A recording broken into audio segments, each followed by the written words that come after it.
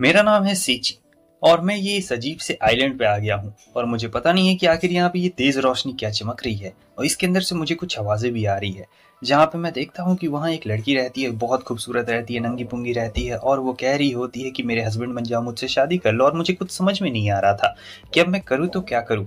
खैर ये सब अभी शुरू नहीं होता है, ये सब शुरू होता है कुछ दिन पहले से, जहाँ मैं क्लास में आराम से लेटा हुआ था और मैं सबसे ज्यादा लोनर हूँ इस क्लास में और सब लोग बस अपना मजे कर रहे होते हैं, कुछ भी नहीं। तो उतनी ही देर में एक अनाउंसमेंट होती है कि सभी बच्चे अपनी सीट पर जाके बैठ जाए। और ये अनाउंसमेंट कोई और नहीं बल्कि गॉड खुद से कर रहे थे। तो सब सुन के हैरान थे कि आखिर ये गॉड खुद से क्यों बोल रहे हैं। तब गॉड बोलते हैं कि तुम लोग को मैं एक मौका दे रहा हूँ, तुम लोग दूसरी दुनिया में जाओगे और वहां पे जाके मजे करोगे, हीरो बनने का चांस मिलेगा तुम लोगों को। मैं तो लेट के बस सुन रहा था उनकी बातों को, जहाँ पे गॉड बता रहे होते हैं कि कैसे इन लोगों को टीम बनानी पड़ेगी और साथ ही साथ स्पेशल पावर्स भी मिलने वाली है और उसके जरिए आगे चलकर दूसरी दुनिया में हमें हीरो बनने का सौभाग्य प्राप्त होगा, जहाँ पे बहुत सारी चीजें मिलती है। हमें बहुत सारे अप्रेजल स्किल, बहुत सारे स्किल मिलते हैं। अब टीम बनानी रहती है तो मैं भी उठता हूँ, देखता हूँ टीम बनाने के लिए, मगर मुझे कोई भी लेता नहीं है क्योंकि सब मेरा मजाक उड़ाते थे मोटापे की वजह से। और सब मुझे चिढ़ाते भी थे क्योंकि मेरा एबिलिटी, डिफेंस और एग्लिटी सब लेवल 1 था, बाकी सभी लोगों का बहुत ज्यादा था। तो इसीलिए कोई भी मुझे अपनी टीम में नहीं ले रहा था और साथ ही साथ वो लोग मेरा बहुत ही बुरी तरीके से मजाक उड़ाते थे, कोई भी मुझसे अच्छे से बात नहीं करते थे और मेरा स्टेटस एक ह्यूमन का था, वो भी बहुत मुश्किल से, और बाकी सबका काफी आगे था। हालांकि सभी क्लास से गायब हो गए थे और मैं ही अकेला बचा हुआ था। तो गॉड ने मुझसे कहा कि मुझे एक स्पेशल पावर मिलेगी और ये पावर वो हर किसी को नहीं देते हैं। मैं ये सुन के हैरान था कि आखिर मुझे क्या पावर मिलने वाली है। जब तक मुझे कुछ नहीं पता चला, मैं पहुंच गया अचानक से दूसरी दुनिया में। मुझे कुछ भी ठिकाना नहीं था कि आखिर मैं यहाँ पे कर क्या रहा हूँ और ये सब हो क्या रहा है। फिर मैं बहुत थक गया, मुझे काफी भूख लगी थी। एक कीड़ा आगे दिखता है, मैं पकड़ने जाता हूँ मगर कोई और आके उस कीड़े को दबोच लेता है, मुझे समझ में नहीं आता है। मगर आगे मुझे एक फल दिखता है और वो फल मैं किसी भी हाल में लेना चाहता था। हालांकि मैंने उसे ले लिया और अप्रेजल स्किल के जरिए मुझे ये पता चलता है कि ये एक इवोल्यूशन का फल है और ये जो फल है इसका फल बहुत ही मीठा नहीं होने वाला है क्योंकि ये खाने में बहुत गंदा था, मगर भूखे पेट में क्या ही कर सकता था। तो मैंने खा लिया मगर कुछ भी इवोल्यूशन नहीं दिख रहा था। तो मैं जाता हूँ कहीं पे खाना ढूंढने के लिए, मुझे कुछ आवाजें सुनाई देती है तो मैं देखता हूँ कि वहाँ जंगल में कुछ बंदर रहते हैं जो कि एंटीडोट बना रहे थे और ये वही बंदर थे जो उस वक्त मेरा खाना मुझसे छीन के ले गए थे।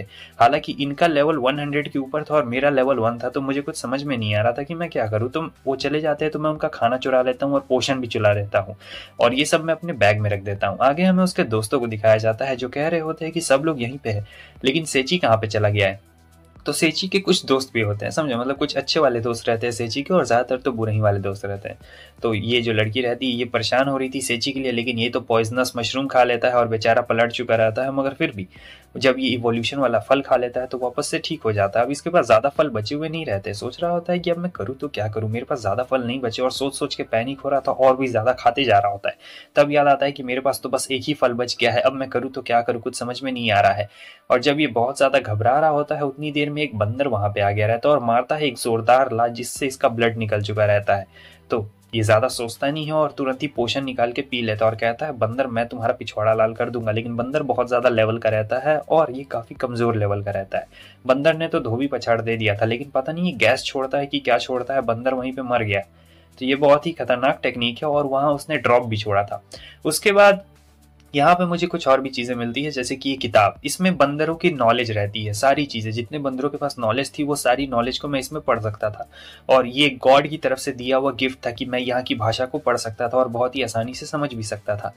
तो ऐसे ही करके वक्त बीत रहा होता है और मुझे काफी भूख भी लगी हुई रहती है और देखता हूँ कि इवोल्यूशन काम कर जाता है। मैं पहले से पतला हो चुका था और जो मेरे स्टैट्स है वो भी 1000 लेवल के बढ़ चुके थे, मगर मेरा जो लेवल था वो 1 ही था। मेरे पावर, डिफेंस, एगिलिटी सब बढ़ चुका था, मगर मेरा जो लेवल है वो 10 में से बस 1 ही है। ऐसे करते करते 5 महीने बीत जाते हैं, आराम से टाइम पास हो रहा होता है, मगर एक भेड़िया मिल जाता है। इसका लेवल 300 प्लस रहता है। तो इसे हराने के लिए काफी दिक्कत का सामना करने वाला था क्योंकि मेरा लेवल 1 रहता है, ठीक है। अब इसके बाद अपना फुल पावर का इस्तेमाल करता है। तो वो तो भेड़िया बहुत ताकतवर रहता है, हालांकि इसका लेवल 1 रहता है, फिर भी ये भेड़िए को उड़ा देता है जो कि 300 लेवल का था और वहां पे उससे भी उसे कुछ ड्रॉप मिलता है। तो इस ड्रॉप में जो भेड़िए के पास नॉलेज है वो नॉलेज भी इसे प्राप्त हो चुकी रहती है। और बहुत सारे मैजिक भी मिलते हैं, जैसे कि भेड़िया वाटर मैजिक कर सकता था तो वो भी इसे मिलता है, और भी बहुत सारी चीज़ें इसे दिखाई दे रही थी। आगे अचानक से शरीर में दर्द होने लगता है, इसका मतलब इवोल्यूशन वापस से शुरू हो चुका है। मगर कुछ बदलता बिल्कुल भी नहीं है, शरीर बिल्कुल वैसा का वैसा ही रहता है, बस पतला हो चुका था, पहले मोटा था पतला हो चुका है। और जो लेवल है वो भी बिल्कुल सेम रहता है, वो भी कुछ बदला नहीं रहता है, लेवल 1 का 1 ही रहता है।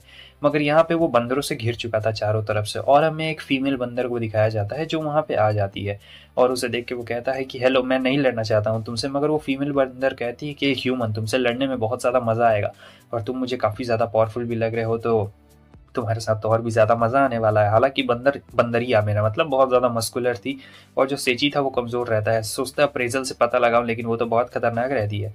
यहाँ पे वो जो बंदरिया रहती है वो सोचती है कि कोई भी हमारे बीच में नहीं आने वाला है, ठीक है, मैं ही इसे मारूंगी, मैं देखना चाहती हूँ कि इंसान कितना ज़्यादा पावरफुल है और कोई भी इंटरफेयर बिल्कुल भी नहीं करेगा।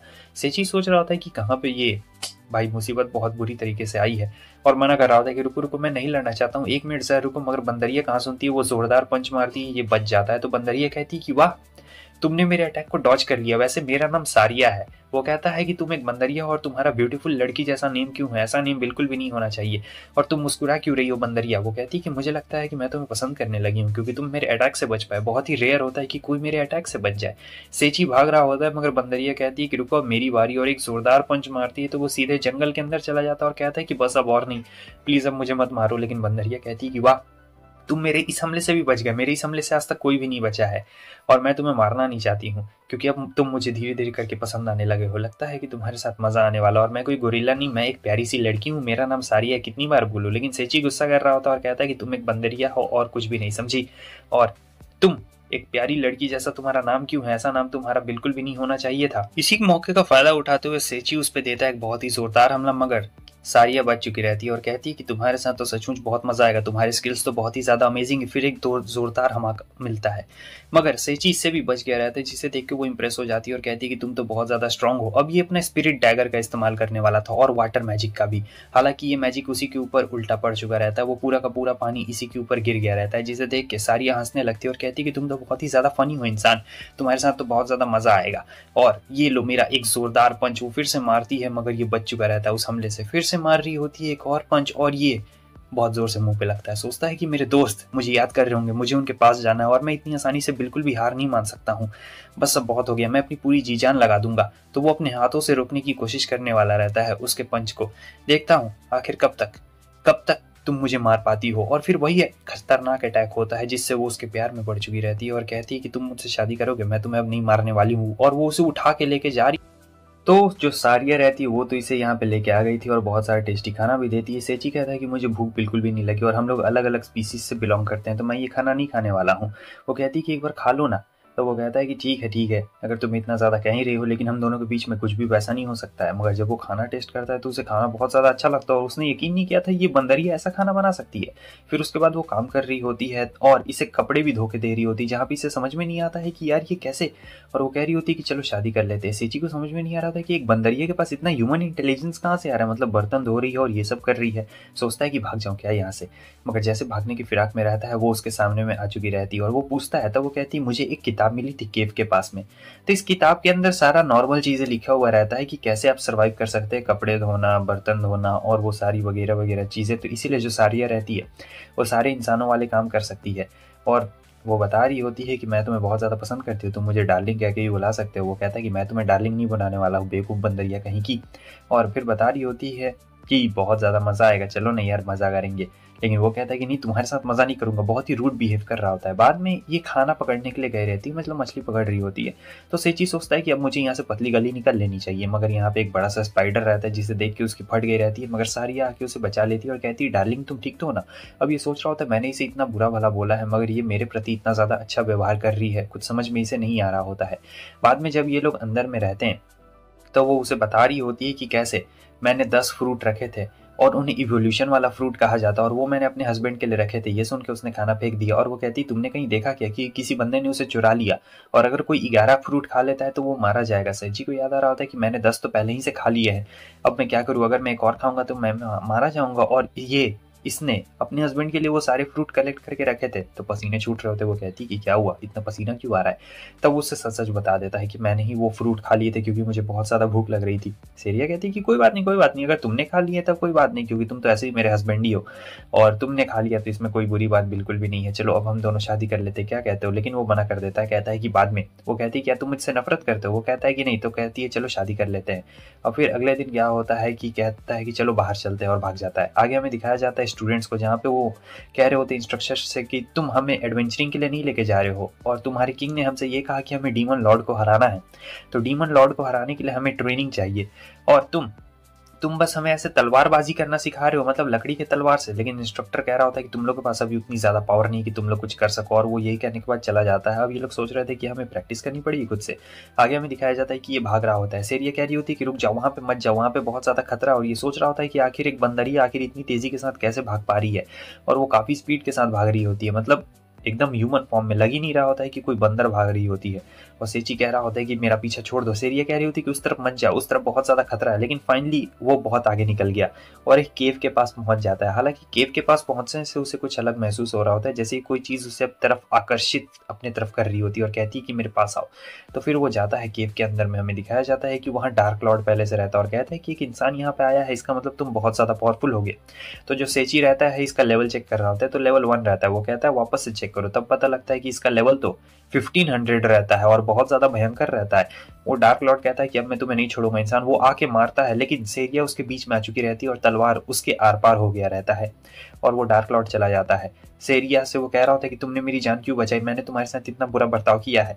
मगर वो कह रही होती है कि तुम मेरे हस्बैंड हो और मैं तुम्हें बचा के ही रहूंगी, बस मैं एक बार चाहती हूँ कि तुम मुझे मेरे नाम से बुलाओ, मुझे बंदरिया मत बुलाओ। और मैं बहुत ज्यादा खुश हूँ कि मैं तुम्हारी जान बचा पाई।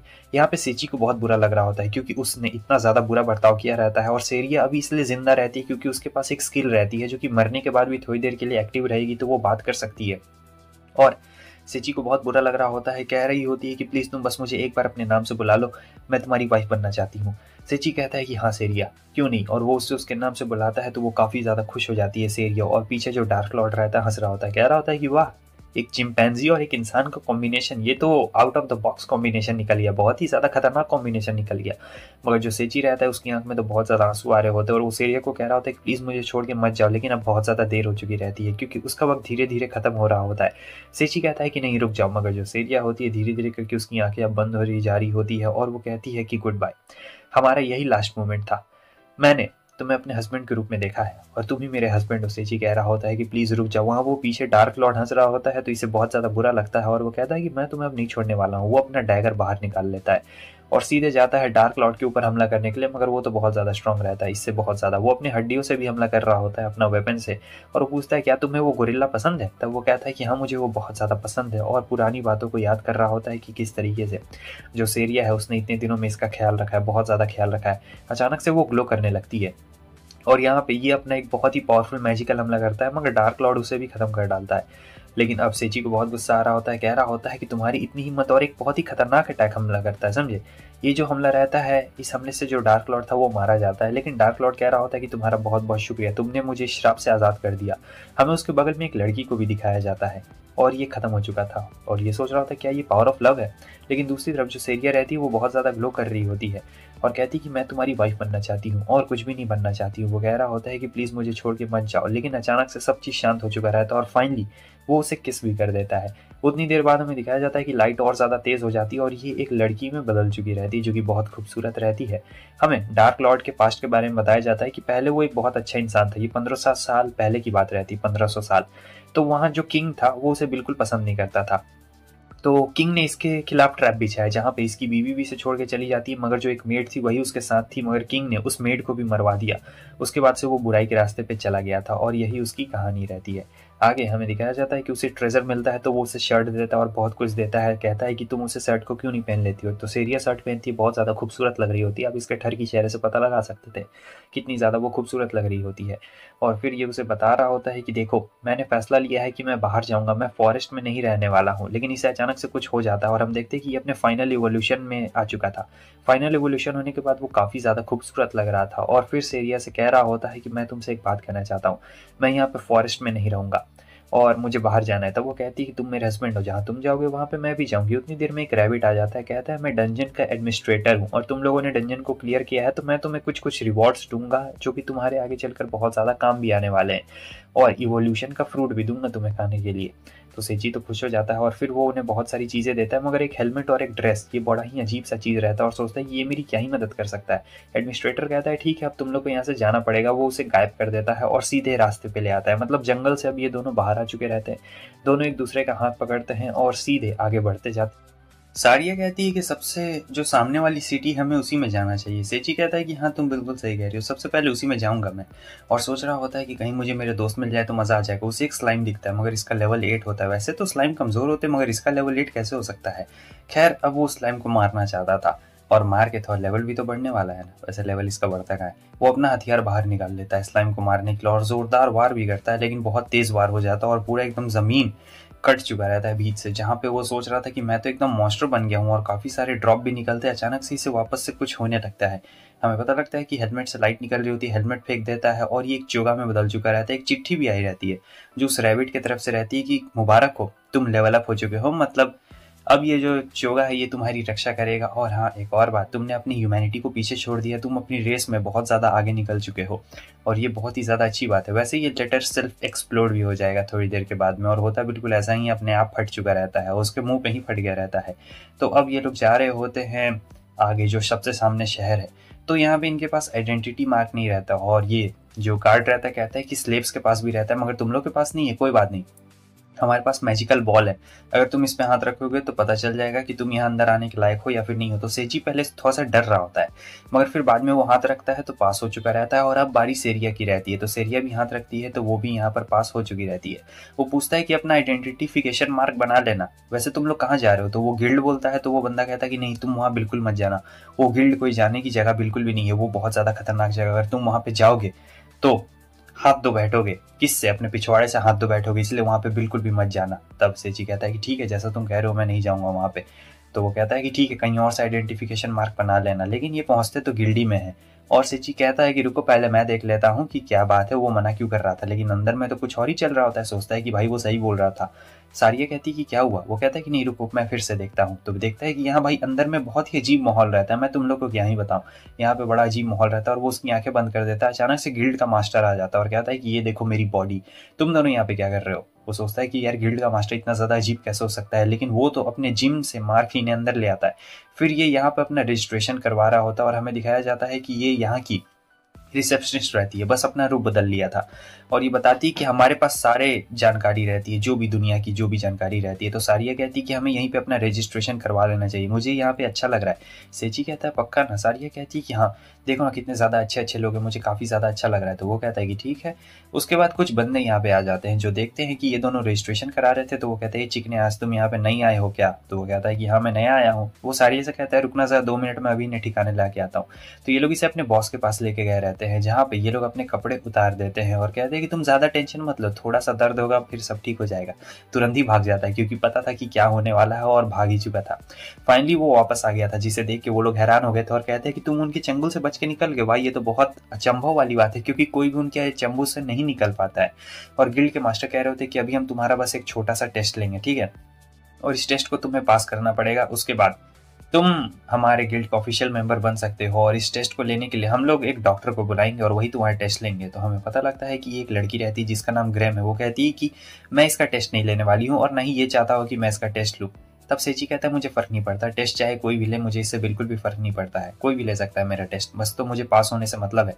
और फिर वो ग्रेम कह रही होती है क्या तुम्हें सचमुच कोई फ़र्क नहीं पड़ता। तब गिल्ड मास्टर कह रहे होते हैं कि ये उनके चंगुल से भाग के आया है तो तुम समझ सकती हो कि इसके अंदर पोटेंशियल है। ग्रेम कहती है कि अच्छा ऐसी बात है, ठीक है अगर इतना ही ज़्यादा है तो मैं तुम्हारा टेस्ट ज़रूर लूँगी, चलो चलते हैं, मेरा नाम ग्रेम है। और फिर वो उन्हें लेके जा रही होती है जहाँ पे बताती है कि हम लोग 3-3 टेस्ट लेंगे, यानी 3-3 अलग अलग काम करेंगे, उसके हिसाब से बेसिस पे होगा। तो सबसे पहले चर्च में रहता है। असल में चर्च का कोई लेता नहीं है रिक्वेस्ट क्योंकि चर्च पैसे नहीं देता है, कम पैसे देता है। लेकिन यहाँ पे जो सेरिया रहती है कहती है कि मैं चर्च की मदद करूँगी, मुझे आपसे मिलकर बहुत ज़्यादा खुशी हुई। उसके बाद ये दोनों जाने लगते हैं जहाँ पे और 2 टेस्ट अभी बाकी रहते हैं। एक बच्चा गिरा हुआ रहता है तो वो जाती है मदद करने के लिए, लेकिन वहाँ जो वो रड रहता है वो भी खुल के गिर जाता है। ये बचा लेती है उस बच्चे को। और ये सेची देखता है कि भाई ये तो बहुत ज़्यादा शार्प है। बाद में इन्हें एक बिल्डिंग गिरानी रहती है, तो सेची कहता है ये तो तुरंत ही गिर जाएगी, और वो जाता है, लेकिन वो उससे मना कर रही होती है। वो जैसे टच करता है पूरी की पूरी बिल्डिंग उसके ऊपर ही गिर चुकी रहती है। अब ग्रेम अपने आप को दोष दे रही होती, कहती ये मेरी वजह से हुआ है, और वो उसे निकालने की कोशिश कर रही होती, क्योंकि जब भी ये किसी की मदद करती है या फिर कोई इसके साथ रहता है तो उसके साथ हमेशा बुरा ही हो जाता है। ग्रेम के पास्ट में भी उसके साथ बहुत ज़्यादा कुछ बुरा हुआ है, इसलिए वो किसी की मदद नहीं लेना चाहती है, ना ही किसी को अपने साथ में रखना चाहती है। थोड़ी देर के बाद हमें दिखाया जाता है कि सेची बाहर निकल जाता है, जिसे देख के वो हैरान हो जाती है और कहती है कि तुम्हें अपनी जान खतरे में डालने का शौक है क्या? मेरे सामने मत डालो, मरना है तो तुम्हें अकेले मरना पड़ेगा, समझे? और मेरा इल्जाम बिल्कुल भी नहीं आना चाहिए। चलो ठीक है, कम से कम तुम जिंदा तो बचे हुए हो। अब इसके बाद हमें दिखाया जाता है उसके दोस्तों को, सेची के दोस्तों को। यहाँ पे तो जो इंस्ट्रक्टर और एक और बंदा रहता है, तो वो बात कर रहे होते हैं कि ये लोग काफ़ी पीसफुल जगह से आए हैं, और मुझे नहीं लगता है कि हमें इन्हें इतनी ज़्यादा हार्श ट्रेनिंग देनी चाहिए, क्योंकि देखो इनके दुनिया में लड़ाई उड़ाई नहीं होता होगा। इन्हें तो यहाँ पर गॉड ने ऐसे ही बुला लिया है पावर्स देख के, मगर ये लोग असली हीरो नहीं है जो कि जंग में लड़ सके, क्योंकि ये लोग काफ़ी ज़्यादा कमज़ोर हैं। और इन्हें यहाँ पर भी शांति से रहने का मौका मिलना चाहिए, नॉर्मल रहना चाहिए। मुझे नहीं लगता है कि हमें यहाँ पर इनसे बैटल करवानी चाहिए डीमन लॉर्ड से, क्योंकि वो बहुत ही ज़्यादा खतरनाक है। अब इसी के पीछे में बात हो रही थी, और आगे इनका लास्ट रहता है डॉगी को घुमाना। सेची कहता है आसान काम है, लेकिन ये डॉगी नहीं, ये तो वुल्फ रहता है। और जो लेडी रहती है कह रही होती है कि ये बंदा तो बड़ा कमाल का बंदा है, मतलब देखो ना ग्रैम कितना अच्छा मेरे पपी को खिला रहा है, मेरा प्यारा सा छोटू सा बच्चा। वो छोटू सा बच्चा कुछ ज़्यादा ही बड़ा रहता है। और यहाँ पे ग्रैम भी बहुत ज़्यादा हंस रही होती है, तब वो लेडी कहती है कि तुम बहुत हंस रही हो, क्या ये सब सेची की वजह से है? तब वो काफ़ी ज़्यादा शर्मा जाती है और कह रही होती है कि नहीं मैडम, ये सब उसकी वजह से बिल्कुल भी नहीं है। मगर वो कहती है कि नहीं, झूठ मत बोलो। और बाद में जो गिल्ड मास्टर रहता है अपनी चड्डी में से निकाल के पैसे देता है और कहता है कि ये लो तुम्हारा पे, वैसे तुम लोग काफ़ी ज़्यादा थक गए होगे, तो अब तुम लोग रहोगे कहाँ? तुम्हें कहीं पे रूम तो चाहिए होगा रहने के लिए। सेची कहता है कि मैंने इसके बारे में बिल्कुल सोचा नहीं कि हम लोग रूम कहाँ। पहले तो मुझे लगता है कि हमें बाहर ही वक्त बिताना पड़ेगा, रोड पे ही हम लोग सो जाएंगे, कोई बड़ी बात नहीं है। मगर जो ग्रैम रहती है कह रही होती है कि अगर तुम चाहो तो मेरे साथ मेरे रूम में सो सकते हो तुम दोनों, क्योंकि वहाँ पे खाली हो। और ये देखने के बाद गिल्ड मास्टर और रिसेप्शनिस्ट दोनों हैरान हो जाते, कहते हैं कि तुम इन्हें अपने साथ रहने का ऑर्डर दे रही हो? तब ग्रैम कहती कि हाँ, मैं ज़बरदस्ती नहीं कर रही हूँ, अगर रहना है तो रह सकते हो। तब वो दोनों काफ़ी ज़्यादा खुश हो जाते, कहते ग्रैम इन्हें एक और टेस्ट देती है कि इन्हें हर्ब्स ढूंढने रहते हैं। तो ये काम तो सेची को बहुत ज़्यादा आसान लग रहा होता है, कहता है कि मेरा बायां हाथ का खेल है, बस अब 2 टेस्ट देने रहते हैं। सबसे पहले इन्हें यहाँ पर कुछ ढूंढना पड़ेगा, मतलब हर्ब्स ढूंढना पड़ेगा। तो वो तो तुरंत ही दौड़ के चला जाता है। ग्रैम उसे रोक रही होती है, मगर वो बंदा तो भाग चुका रहता है, और वो काफ़ी खुश रहती है और सोचती मैं हंस क्यों रही हूँ, नहीं मुझे हंसना नहीं चाहिए, इस बेवकूफ़ के लिए हंस रही हूँ। और फिर पता लगता है कि तो सारिया ने तो अच्छे खासे हर्ब्स ढूंढ लिए रहते हैं, मगर इसे हर्ब्स नहीं मिले रहते हैं, इसे रेयर आइटम मिला रहता है। ग्रैम कहती है कि तुम्हें हर्ब्स ढूंढना है, तो उसे हर्ब नहीं मिले हुए रहते। तो ग्रैम कहती है कि ठीक है, तुम मेरी तरफ से 5 रख लो, और 5 तुम्हें खुद ढूंढ के लाने पड़ेंगे। वो कहता है तुम तो बहुत ही अच्छी, और फिर से वो भाग चुका रहता है। मगर यहाँ पे उसे रेयर आइटम बार बार मिल रहा होता है, एक भी हर्ब्स नहीं मिल रहा होता है। तो काफी कंफ्यूज हो गया था और बहुत गुस्सा आ रहा होता है कि भाग तेरी की। इधर हमें कुछ बंदों को दिखाया जाता है जो यहाँ पे बात कर रहे होते हैं और कह रहे होते हैं कि हमें पनिशमेंट देगी मैडम, हमने यहाँ पर गलती कर दी आके, लेकिन अगर हम लोग ये वाला काम कर लेते हैं तो हम लोग उस काम से बच जाएंगे और हमारी पनिशमेंट भी रुक जाएगी।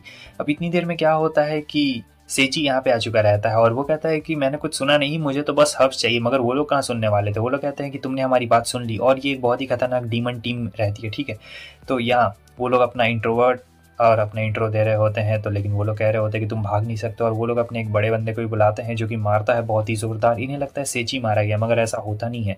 उसने यहाँ पर एब्जॉर्ब स्किल का इस्तेमाल किया हुआ रहता है, और वो उसी की पावर उसी के खिलाफ इस्तेमाल कर रहा होता है, जिसे देख के वो लोग काफ़ी डर गए रहते हैं और कहते हैं कि तुम यहीं पे रुकना, हम लोग बस कुछ देर में आते हैं। और यही कहने के बाद वो लोग वहाँ से भाग चुके रहते हैं। सेची वापस से जाता है रेयर आइटम लेके, और जो ग्रैम रहती हंस रही होती, कह रही होती कि कोई बात नहीं, चलो तुम इस टेस्ट में पास हो गए हो, चलो कोई बात नहीं, चलो अब चलो दूसरा टेस्ट देते हैं। आगे हमें दिखाया जाता है उनकी मैडम को, जो कह रही होती कि तुमने ये क्या किया, मैंने तुम्हें क्या काम दिया था और तुम क्या करके आए हो। तो यहाँ पे पता लगता है कि इन लोगों ने टेलीपोर्टेशन स्पेल वहाँ पे लगा दिया है, और जो भी टेलीपोर्ट होगा वो ड्रैगन डंजन में चला जाएगा, और वो बहुत ज़्यादा खतरनाक है। और यहाँ पे जो सेची रहता है वो गार्ड से मिलता है। गार्ड कहता है कि तुम लोग यहाँ पे क्या कर रहे हो, तो वो बताता है कि ग्रैम हमारा टेस्ट ले रही है। वो कहता है वाह, ग्रैम तो बहुत ही ज़्यादा अच्छी है। तो ग्रैम कह रही होती है कि ठीक है चलो अब दूसरा टेस्ट का बारी आ गया, जहाँ पे इन लोगों को स्लाइम को मारना रहता है, ठीक है। वैसे ये जो स्लाइम है नॉर्मल स्लाइम है, और फिश से ही मारना रहता है। तो यहाँ देख सकते हैं सारिया तो अपना फिश का इस्तेमाल करेगी, वही उसका वेपन रहता है। तो यहाँ पे वो लोग जा रहे होते हैं स्लाइम्स को मारने के लिए, मगर वो टेलीपोर्ट हो जाते हैं। ग्रैम कहती है हमें जाके गिल्ड को बताना पड़ेगा, किसी ने टेलीपोर्टेशन स्पेल यहाँ पे लगा दिया है, तो तुम लोग यहीं रुको, मैं अभी आती हूँ। जैसे वो जाती है टेलीपोर्टेशन स्टार्ट हो जाता है, ये दोनों रुकने की कोशिश करते हैं, मगर ये दोनों भी चले जाते हैं। और ड्रैगन को पता लग गया रहता है कि कोई उसके डंजन में आ गया है, और यहाँ वो कह रही होती है कि तुम दोनों क्यों आए। तब वो लोग कहते हैं कि हम तो तुम्हें बस बचाने के लिए आ रहे थे, मगर हम लोग यहाँ पे पे आ गए, कोई दिक्कत नहीं है, हम लोग तुम्हें अकेला थोड़े छोड़ेंगे। मगर ग्रैम कह रही होती कि बहुत ही बेकार आंसर है तुम लोगों का, ये जगह बहुत ही ज़्यादा खतरनाक है और कहीं हम लोग गुम गए तो। लेकिन सेची कहता है कि हम लोग नहीं घूमने वाले हैं। ग्रैम कहती है कि कोई बात नहीं, अगर हम लोग गुम भी जाएंगे तो इसके लिए मेरे पास एक बहुत ही अच्छा रास्ता है। सारिया कहती है कि कौन सा रास्ता, वैसे भी हम लोग एक रहेंगे। तो यहाँ पे वो दिखाती है एक स्टोन को जो कि बताएगा आपको लोकेशन। ये बिल्कुल जीपीएस की तरह होता है और जब भी कोई मुसीबत में पड़ेगा ये स्टोन लाल हो जाएगा, समझे, ऐसा बात रहता है। तो सेची कहता है कि ठीक है, सारी बातें समझ गया, तो चलो अभी हमें किस तरफ चलना है। तो ग्रैम कहती है कि हमें उस तरफ चलना है, ठीक है। वो कहता है कि इस तरफ, तब बताती है, लेकिन गलती से पैर पड़ जाता है तो यहाँ इनके बीच दीवार खड़ी हो जाती है जो कि बहुत तगड़ी रहती है। अब ग्रैम उस दीवार को तोड़ नहीं पाती है तो वो दूसरी तरफ चली जाती है और ये यहाँ पे परेशान हो रहा था और मुक्का से भी दीवार टूट नहीं रहा होता है। तभी जो सेरिया रहती है कहती है कि हमें स्टोन का इस्तेमाल करना चाहिए, मगर ये स्टोन भी वही डायरेक्शन बता रहा होता है जहाँ पे दीवार लगी हुई रहती है। तो वो कहती है चलो दूसरी तरफ। आगे हम देखते हैं कि ये मम्मी से लड़ रही होती है और मम्मी से लड़ने में तो इसकी जान निकल चुकी रहती है, बहुत ही हालत खराब हो गई रहती है, मगर वो सोचती है कि मैं छोड़ूंगी नहीं और मम्मी को यहाँ पे मार देती है। और अब यहाँ से आगे बढ़ना वो शुरू कर चुकी रहती है। और इधर हमें दिखाया जाता है कि इन्हें खजाने का बक्सा मिलता है, मगर सेची कहता है कि हमें इसे टच नहीं करना चाहिए, ये खजाने का बक्सा श्रापित लग रहा है मुझे। सारिया कहती है क्या सही में? वो कहता है कि हाँ चलो हमें यहाँ से अब चलना चाहिए। सारिया लेकिन मान नहीं रही होती है। सेची कहता है कि तुम्हें देखने से लग नहीं रहा है, लेकिन अचानक से हम देखते हैं ये बोलने लगता है और ये हिलने भी लगता है, इसके हाथ पैर भी आ चुके रहते हैं और ये सीधे आ जाता है हमला करने के लिए। मगर जो सेची रहता है वो बाइंड स्पेल का इस्तेमाल कर देता है और सीधे उस बॉक्स को ही खत्म कर डालता है। उसके अंदर से भी इन्हें एक बुक मिलती है जिसमें उसकी स्टोरी लिखी हुई थी जो कि बहुत ही उदास थी स्टोरी, और फिर ये लोग पढ़ के काफ़ी इमोशनल हो चुके रहते हैं। मगर उसके आगे हमें दिखाया जाता है काफ़ी रेयर आइटम भी इन्हें मिले हुए रहते हैं, बहुत ही ज़्यादा रेयर आइटम मिल चुका रहता है और स्टोन रेड हो चुका था। इसका मतलब तुम लोग समझ रहे हो ये मुसीबत में है, लेकिन ग्रैम को पता नहीं लगता है कि ये मुसीबत में है। असल में ये लास्ट रूट रहता है और सोचती है कि अगर इसे कंप्लीट कर लिया तो सब लोग वापस जा पाएंगे। और ड्रैगन इसका इंतजार कर रहा था, कहता है बहुत दिनों के बाद कोई इंसान यहाँ पे आया है। और ये कहती है कि मैं तुमसे इतनी आसानी से हार नहीं मानने वाली हूँ। आगे हमें दिखाया जाता है कि ये लोग बहुत परेशान रहते हैं और सोच रहे होते हैं कि अब हमें क्या करना चाहिए, क्या करना चाहिए। स्टोन रेड हो रहा है और वो डायरेक्शन वही दिखा रहा होता है उसी जगह। फिर ये दीवार पे जाके पंच मारता है और इस बार बहुत ही जोर का पंच लगा हुआ रहता है। ड्रैगन कह रहा होता है कि बहुत दिनों के बाद कोई इंसान इतनी देर तक मेरे सामने टिक पाया है, तुम सचमुच काफी ज्यादा कमाल की हो। ग्रैम कह रही होती कि इतनी आसानी से नहीं, मुझे सब लोग ऐसे ही नहीं बुलाते, कालमिटी। कालमिटी मतलब एकदम तबाही। तो यहाँ पे वो अपनी फुल पावर का इस्तेमाल करने जा रही होती है और ये जो फुल पावर रहती है बहुत ही ज़्यादा खतरनाक रहती है। ड्रैगन भी देख के इंप्रेस हो जाता है, कहता है कि वाह, मैं डीमन किंग का सबसे ताकतवर जनरल में एक हूँ, मतलब सबसे स्ट्रॉन्गेस्ट वॉरियर हूँ। और यहाँ जो ग्रैम रहती है अपनी पावर दिखा रही होती है, कहती है कि कालमिटी बर्सर्क मोड में आ चुकी रहती है, ठीक है। तो वो आती है सीधे उस ड्रैगन पे हमला करने के लिए, लेकिन वो टिक नहीं पाती है। भाई ड्रैगन बहुत ज़्यादा पावरफुल रहता है और फिर वो मार रहा होता है। ड्रैगन बहुत ही बुरी तरीके से मारता है और यहाँ इसकी पावर एकदम धीरे धीरे कम हो चुकी रहती है और ड्रैगन फिर अपनी पूंछ से आर पार कर देता है। बहुत ही भयंकर नज़ारा रहता है। लेकिन ये यहाँ सोच रही थी कि मुझे उन दोनों को बचाना है, मैं उन दोनों का हंसता हुआ चेहरा देखना चाहती हूँ, मैं मरने से पहले एक बार बस उन दोनों को खुश देखना चाहती हूँ, मैं इतनी आसानी से यहाँ पे नहीं मर सकती हूँ। लेकिन ड्रैगन कहता है कि तुम बहुत अच्छा लड़ी, आज तक किसी भी इंसान ने मुझे मजबूर नहीं किया कि मैं अपनी पूंछ का इस्तेमाल करूँ, मगर तुमने बहुत अच्छी मुझे टक्कर दी। खैर अब तुम्हारा वक्त आ ही चुका है, क्योंकि अब यहाँ से तुम्हें कोई भी नहीं बचा सकता। और ग्रैम सोच रही होती है कि मैं उन दोनों को बचाना चाहती हूँ लेकिन मैं उन्हें बचा नहीं पाऊंगी। और फिर जो ड्रैगन रहता है वो उसके तरफ आग का हमला कर देता है, मगर ये बच गई रहती है क्योंकि सेची आ गया रहता है और अपने चोगे से उसे बचाता है। ग्रैम तो एकदम देखते ही रह जाती है कि सेची और सेरिया आखिर यहाँ पर क्या कर रहे हैं, और वो पूछती है कि आखिर तुम दोनों यहाँ पर कैसे है। तब सारिया उसे बता रही होती है कि हमें उस पत्थर ने बताया, हालांकि वो एक ही डायरेक्शन बता रहा था लेकिन फिर सेची ने मारकर उस दीवार को तोड़ दिया था और वैसे हम लोग यहाँ पर पहुंच गए हैं। मगर जो सेची और ब्लैक ड्रैगन एक दूसरे के आमने सामने में रहते हैं और ये कह रहा होता है कि तुम पहले ग्रैम को हील कर दो और मैं जाता हूँ उस ड्रैगन से निपटता हूँ। मगर सेरिया रहती कह रही होती है कि जरा उससे संभल के रहना, वो ड्रैगन बहुत ही ज्यादा खतरनाक है और हो भी क्यों ना, क्योंकि वो भाई उसका लेवल 5000 से ऊपर रहता है। सेची देख के हैरान था कि भाई ये ड्रैगन तो बहुत ज्यादा ताकतवर है, इसका लेवल भी इतना ज्यादा खतरनाक है। हालांकि वो उस ड्रैगन के हमलों से बच रहा होता है मगर ड्रैगन उसे कंट्रोल करता है और जोरदार पटक देता है। बहुत ही बुरी तरीके से बेचारे को लगी हुई रहती है, मगर फिर भी यहाँ पर ये खड़ा हो चुका रहता है और इतनी आसानी से तो हार नहीं मानने वाला है। ब्लैक ड्रैगन का लेवल इससे बहुत ज्यादा रहता है। फिर वो जो ड्रैगन रहता है हमला करता है, अपने फायरबॉल अटैक का इस्तेमाल कर रहा होता है, मगर सेची किसी भी तरीके से बच जाता है। और जब सेरिया कहती है वही वाटर वाला अटैक इस्तेमाल करो तो वो वही वाला वाटर वाला अटैक इस्तेमाल करता है। तो इससे क्या होता है कि पूरा एकदम जो केव रहता है पानी में डूब चुका रहता है और सेची को भी इससे थोड़ी सी प्रॉब्लम हो जाती है, वो भी थोड़ा सा डूब जाता है। ड्रैगन कहता है मैं इंसानों से वापस से हारने वाला बिल्कुल भी नहीं हूँ, मगर वो उसके हमलों से बच रहा होता है बार बार, मगर फिर से उसे कंट्रोल कर लेता है। अब सेची को बहुत ज्यादा प्रॉब्लम आ रही होती है कि मैं क्या करूँ, मैं अपनी बॉडी को कंट्रोल नहीं कर पा रहा हूँ, इस ड्रैगन ने मेरी बॉडी के ऊपर कंट्रोल कर लिया है। तो फिर वो आज़ाद हो जाता है वापस से और हमला करने के लिए जा रहा होता है ड्रैगन के ऊपर। इस बार बहुत ही खतरनाक अटैक करता है ड्रैगन के ऊपर और ये हमला इतना तगड़ा रहता है। ड्रैगन चिल्ला रहा होता है कि नहीं, मैं फिर से हार गया, मैं उसे छोड़ के नहीं जाना चाहता। था। हम देखते हैं कि वहाँ उसका ट्रेजर गिर चुका था और जो सारिया रहती है वो पीछे से आ जाती है, इसे जोरदार हक कर लेती है, जिसे देख के ये भी बहुत ज़्यादा अचंभा हो जाता है और कहता है सारिया ये तुम क्या कर रही हो। और फिर वो बताती कि ग्रिम को मैंने थोड़ा दे दिया है डोज, तो वो सोएगी थोड़ी देर के लिए। और अब हम लोग यहाँ से बाहर कैसे निकले, तो वो तुरंत ही ट्रेजर की तरफ जाता है और देखता है कि ये क्या है। तो ये एक बॉल रहता है, ठीक है, अगर ये इसे खा लेता है तो इसे ब्लैक ड्रैगन्स की थोड़ी सी पावर मिल जाएगी और भी बहुत सारी चीज़ें उसे मिलने वाली रहती है तोहफे के तौर पे, क्योंकि गॉड का वरदान रहता है इसके ऊपर। तो ये सबसे पहले इस चीज़ को खा लेता है और हमें दिखाया जाता है कि बहुत सारी चीज़ें इसे मिल रही होती है, बहुत सारा पोषण, और जो हमारी सारिया रहती है उसके लिए भी कुछ चीज़ें रहती है। तो यहाँ एक इसे नया कपड़ा मिल गया रहता है, काफ़ी कमाल का लग रहा होता है। और फिर उसके बाद ब्लैक ड्रैगन का बुक मिलता है, जहाँ पता लगता है कि वो पहले इंसानों के साथ था, मगर इंसानों ने फिर उसका फ़ायदा उठाने की कोशिश की। और जब इंसानों ने फ़ायदा उठाने की कोशिश की तो जो डीमन लॉर्ड था उसने ड्रैगन का साथ दिया और उसे अपने पास रख लिया, मगर इंसानों से ये खुशी देखी नहीं की और उन्होंने मार दिया ड्रैगन को और कब्जा भी कर लिया। तो यही उसकी सैड स्टोरी रहती है। मगर अचानक से फिर बुक फट चुका रहता है और हमें दिखाया जाता है कि वो जो रैबिट है वो आ गया था और उसने मैसेज छोड़ा था कि मैं जा रहा हूँ अभी हॉलीडे के लिए, तो तुम लोग डंजन को क्लियर करोगे तो तुम ही लोग जानो, मेरा इससे कुछ भी लेना देना नहीं है। और हाँ सेची, मैंने तुम्हारे लिए पहले ही बहुत सारी चीज़ें रख दी है, तो तुम ज़्यादा घबराना मत, मैं चला छुट्टी के लिए। और फिर वो लोग बाहर भी निकल चुके रहते हैं और ग्रैम को लेके अब ये दोनों बड़े आराम से यहाँ से जा रहे होते हैं। तो इतनी देर में उसकी आंखें खुल चुकी रहती है। वो कहती है कि तुम लोग छोड़ो मुझे, नीचे छोड़ो, लेकिन वो कहता है तुम में इतना दम नहीं है कि तुम अभी चल पाओ। तो वो बोल रही होती है कि तुम्हें पता है ना मेरे बैड लक के बारे में, जो कि 2 मिलियन है। तो ये लोग कहते हैं कि हाँ हमें पता है तुम्हारे बैड लक के बारे में, मतलब जो भी ग्रिम के साथ में रहता है उसका बैड लक शुरू हो जाता है। आपने पहले भी देखा होगा कैसे कैसे क्या क्या हुआ था, ग्रेम के साथ था तो बैड लक था। अब जब वो ग्रेम को वापस गिल्ड ले जाता है तो गिल्ड मास्टर और रिसेप्शनिस्ट बहुत ज़्यादा खुश होते हैं, कहते हैं कि फाइनली तुम वापस आ गए, हम लोग बहुत ज़्यादा टेंशन में थे कि कब तुम वापस आओगी। ग्रेम कहती है कि आखिर तुम दोनों को मेरी इतनी चिंता क्यों हो रही थी। तब सेची बताता है कि भले ये लोग जताते ना हो लेकिन इन्हें तुम्हारी बहुत ज़्यादा चिंता होती है, और लेकिन वो भाग चुकी रहती है वहाँ से। अब ये सोच रहा होता है कि भाई मैंने तो उल्टा सीधा कुछ भी नहीं बोला है।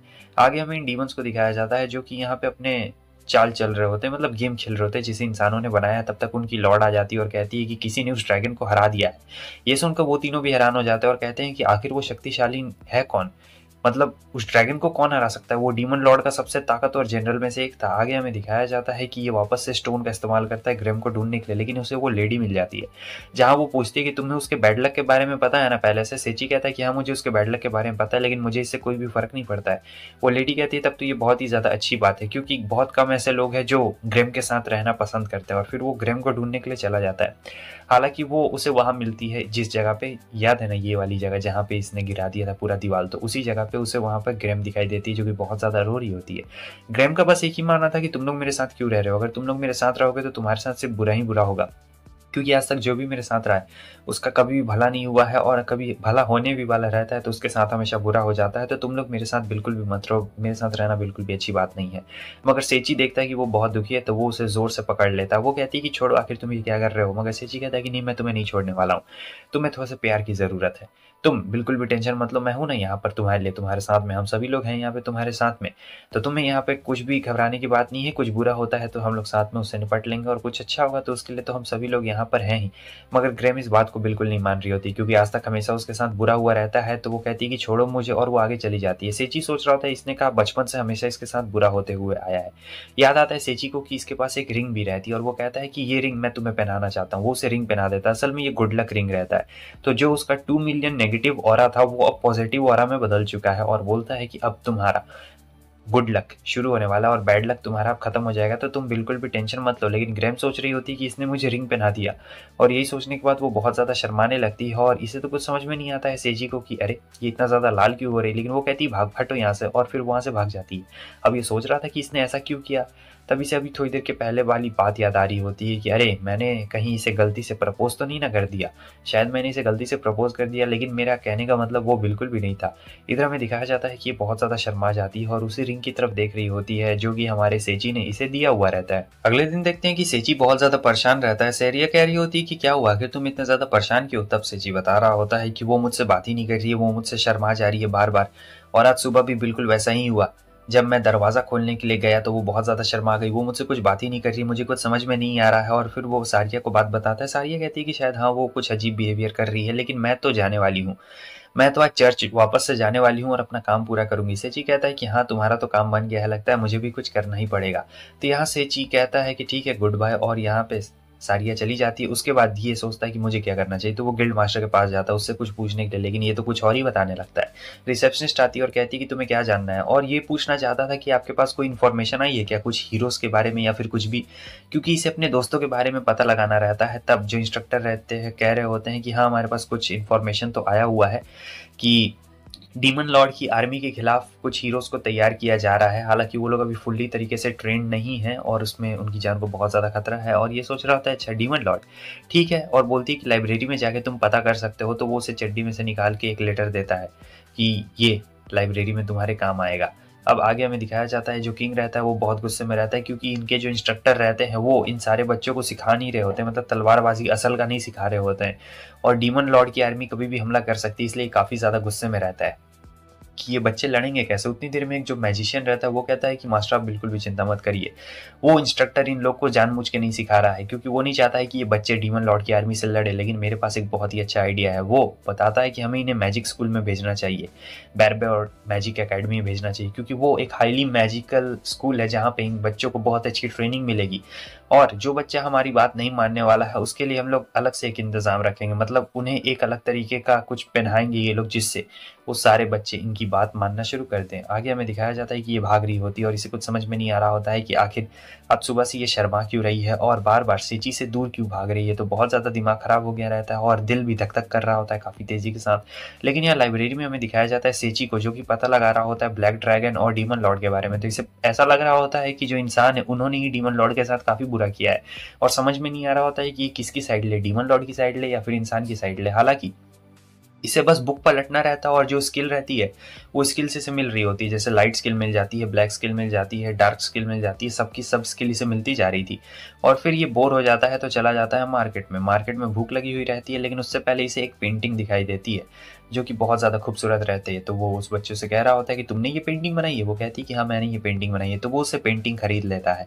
हालांकि पेंटिंग खरीदने के बाद उसे काफ़ी ज़ोरों की भूख लगी रहती है, तो वो चला जाता है और सोच रहा होता है कि क्या मुझे वहाँ पे जाना चाहिए, कहीं यहाँ पे गिल्ड जैसे लोग तो नहीं ना रहेंगे, अजीब और ठरकी टाइप के। मगर जब वो जाता है तो वो लोग काफ़ी प्यार से इसका स्वागत करते हैं और काफ़ी ज़्यादा सेची भी खुश हो जाता है। यहाँ पे वो लोग कह रहे होते हैं कि तुम यहाँ पे नहीं आए हो क्या। तब सेची कहता है कि हाँ मैंने कल ही गिल्ड में अपना रजिस्ट्रेशन करवाया है और यहाँ का खाना तो बहुत ज़्यादा टेस्टी, जितना ज़्यादा उसने सोचा नहीं था उससे ज़्यादा टेस्टी खाना है।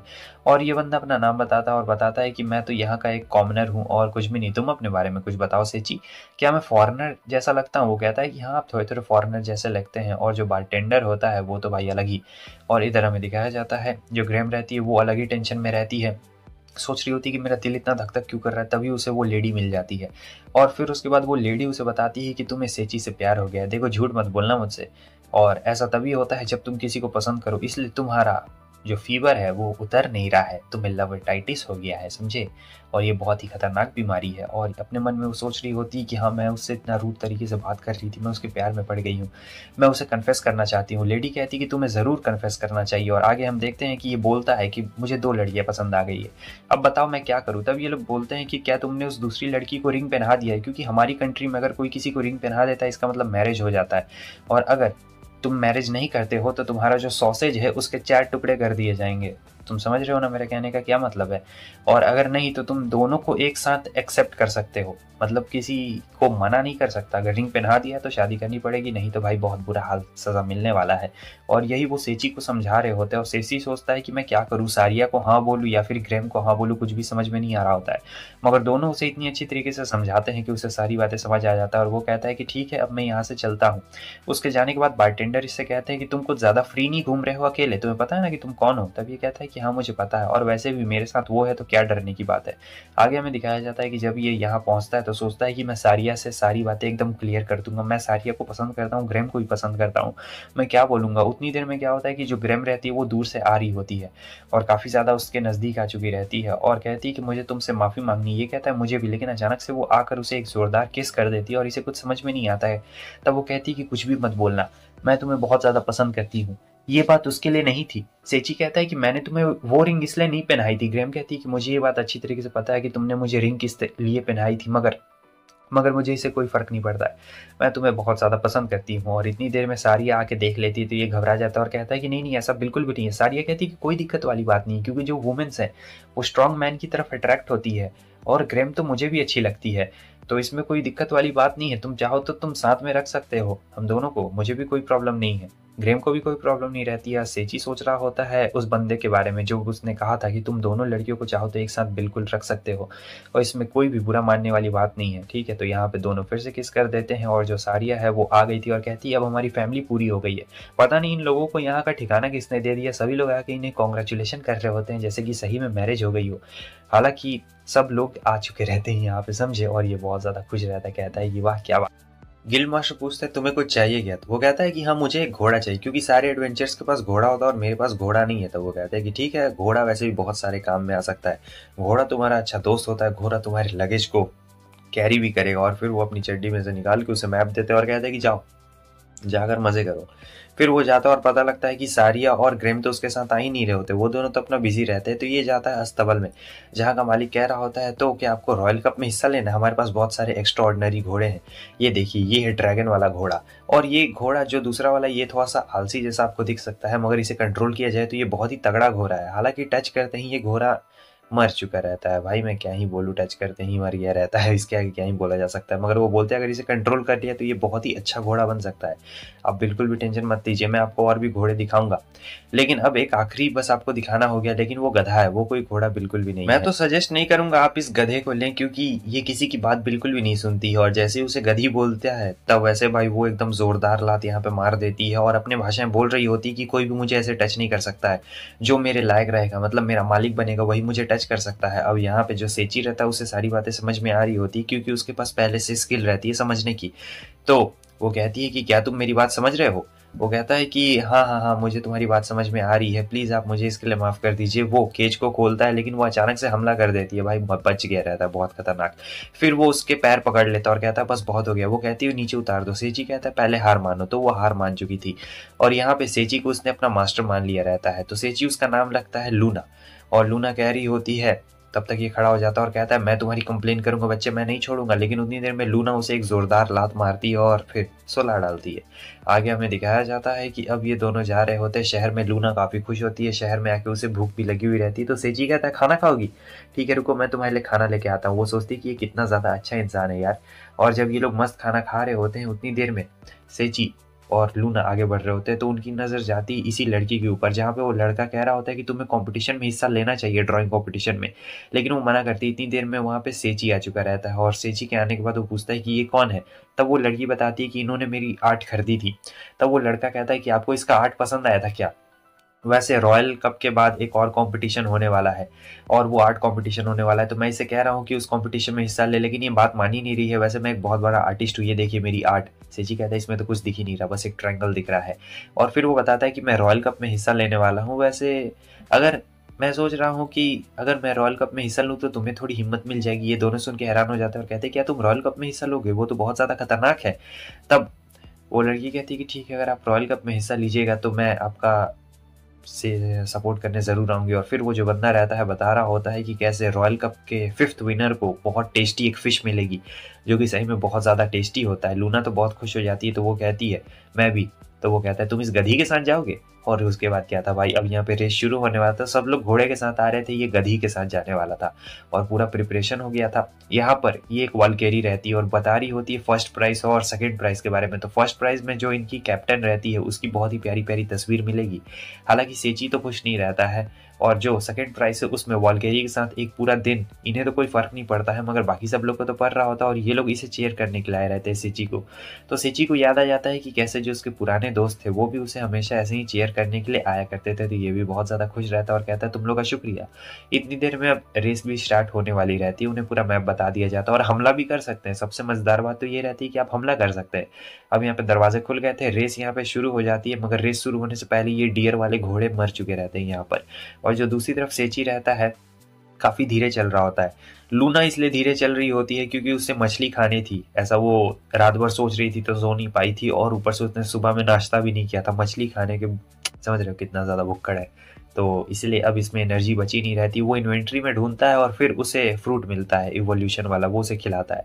आगे हमें दिखाया जाता है कि ये लोग बहुत ज़्यादा आगे रहते हैं और एक लड़की बहुत ज़्यादा आगे रहती है। और फिर ये लोग टैक्टिक्स का इस्तेमाल करते हैं जहाँ पे वो अपने भेड़ियों को बाहर बुला लेती है। तो जब भेड़िया आ चुके रहते हैं तो बहुत सारे लोग यहाँ पे पीछे हट जाते हैं क्योंकि वो बी रैंक के मॉन्स्टर थे। एक ए रैंक का मॉन्स्टर भी वहाँ पे आ चुका था जिसे देख के सब डर चुके रहते हैं। मगर उसके बाद हम देखते हैं कि जो कैंसिल होने वाला था रेस, इतनी देर में लूना बहुत ही स्पीड के साथ आ रही थी और सेची कह रहा होता है उसे रुकने के लिए, मगर वो कहती है कि तुमने जो मुझे इवोल्यूशन का फ्रूट खिलाया वो बहुत ज़्यादा तगड़ा है। तो वो लोग कहते हैं अब हम लोग क्या करें, तो वो आके सीधे कूद जाती है भाई भेड़ियों के झुंड के ऊपर और बहुत बड़ा यहाँ पे खतरनाक तबाही मच चुका रहता है। और वो कहती है कि हट जाओ मेरे रास्ते से गधे कहीं के, लेकिन वो कहता है तुम खुद ही गधी हो। लेकिन फिर वो गुस्से में मार देती है उस भेड़िया को एक जोरदार ला, तो उसकी हालत खराब हो चुकी रहती है। उसकी ये पावर देखने के बाद तो सभी लोग उससे एकदम पीछे हट जाते हैं, डर जाते हैं, कहते हैं कि ना भाई इससे कौन टकराएगा। और जो हमारी लूना रहती है वो अकेले रेस को फिनिश करती है, मतलब इसके अलावा किसी ने रेस को फिनिश नहीं की थी, तो इन्हें फर्स्ट प्राइज मिला हुआ रहता है। मगर क्या बोला जाए भाई, लूना बहुत ही ज़्यादा दुखी रहती है, दिखा नहीं रही होती है, अंदर रूम में जाके रो रही होती है कि मुझे फिफ्थ प्राइज़ जीतना था, हमने फर्स्ट प्राइज़ क्यों जीत लिया। तो सेची उसे समझा रहा होता है कि अरे कोई दिक्कत वाली बात नहीं है, हमें ये प्राइज़ मिल गया, ये भी बहुत बड़ी बात है, खुश रहो, कम से कम कुछ तो मिला है, कुछ ना मिलने से अच्छा है कुछ तो मिल रहा है। तो लूना सोचती है कि ये बंदा तो सही में बहुत ज़्यादा अच्छा है, इतना ज़्यादा अच्छा होना भी अच्छी बात बिल्कुल भी नहीं है। वो बहुत ज़्यादा रो रही होती है, खुश हो जाती है, गले से लगा लेती है। ये दोनों जब अंदर आती है तब एकदम तेज़ रोशनी चमकती है और हम देखते हैं कि लूना एक लड़की में बदल गई रहती है और वो भी पूरी नंगी-पुंगी रहती है और इसे ज़ोर से आके एकदम ज़ोरदार हग हो जाए। दोस्तों सेकंड चैनल को भी ज़रूर सब्सक्राइब करना, कमेंट में उसका लिंक दे दूँगा और बताना कि ये फर्स्ट पार्ट तुम लोग को कैसा लगा। अगर इसमें 1000 लाइक आ जाते हैं तो मैं इसका सेकंड और थर्ड दोनों पार्ट ज़रूर लेके आऊँगा, ठीक है? क्योंकि इसके 2 सीज़न्स हैं और बहुत ज़्यादा मज़ेदार भी है।